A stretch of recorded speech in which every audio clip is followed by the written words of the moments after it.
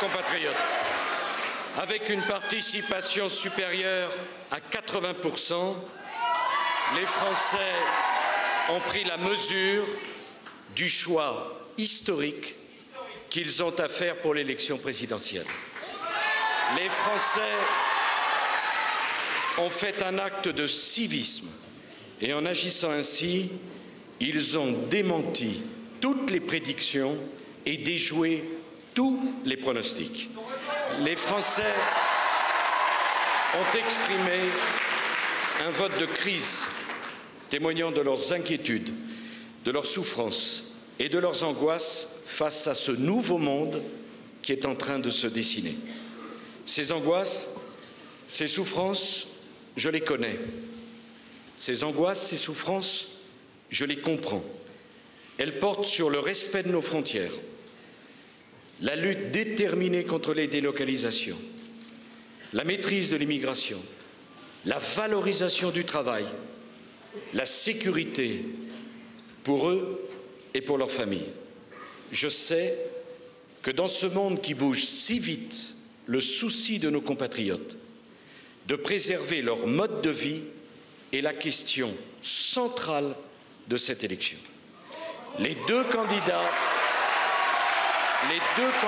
désignés pour le second tour par les Français ont maintenant un devoir de vérité et un devoir de courage.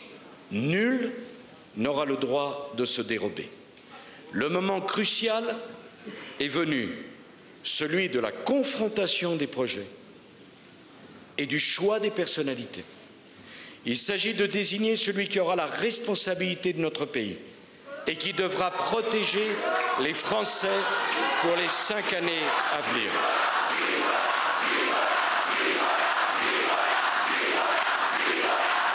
J'ai exercé pendant 5 ans cette fonction. Je vous prie de me croire, j'en mesure le poids et j'en connais les devoirs. Ces 2 semaines qui viennent doivent permettre à chacun d'entre vous de faire un choix dans la clarté. Tout doit être débattu, sans hypocrisie, sans esquive, sans faux fuyant. C'est pourquoi je propose que 3 débats soient organisés entre les 2 candidats, portant sur les questions économiques et sociales, sur les questions de société et sur les questions internationales. Les Français ont le droit à la vérité et à la clarté. Nul ne pourra se dérober.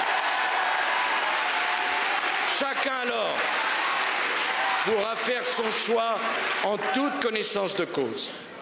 Je vais aller à votre rencontre. Je préciserai encore mes engagements. Je vous prie de me croire. J'y consacrerai toute l'énergie dont je suis capable. J'appelle tous ceux qui refusent la fuite en avant dans les dépenses publiques sans aucun contrôle et qui ne veulent pas que la France connaisse le sort de tant de nos voisins européens aujourd'hui emportés par la crise. J'accueillerai tous ceux qui souhaitent se rassembler autour de mon projet. Je le ferai sans aucun esprit partisan, car c'est au peuple français, à tout le peuple français que je veux parler. Je souhaite remercier tous ceux qui m'ont soutenu dès le premier tour. Grâce à leur mobilisation, nous pouvons aborder le second tour avec confiance. Et j'appelle maintenant tous les Français qui mettent l'amour de la patrie au-dessus de toute considération partisane ou de tout intérêt particulier à s'unir et à me rejoindre. Vive la République et vive la France!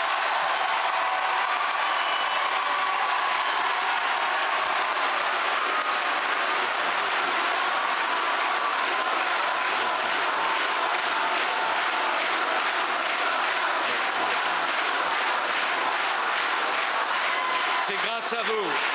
Merci. Merci d'y avoir cru. Merci d'avoir déjoué tous les pronostics. Merci d'être là. Merci d'aimer à ce point la France. Merci. Tout commence.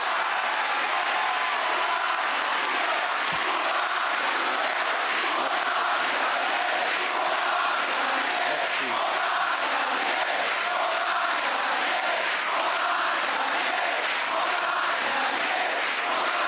Vous avez été formidables. Je veux vous dire ma reconnaissance. Vous avez été formidables. Et pendant toutes ces semaines, vous avez été merveilleux de détermination, de courage. Vous avez résisté à tout. Vraiment, vraiment, je suis fier. Je suis fier de cet immense rassemblement. Merci. Qui que vous soyez, d'où que vous veniez, merci. Tous, ce soir, vous pouvez vous dire, vous le méritez. C'est vous qui le méritez. Merci. Merci de tout cœur. Et dès demain, on reprend la route. Chaque minute, chaque seconde. Merci à tous. Au revoir.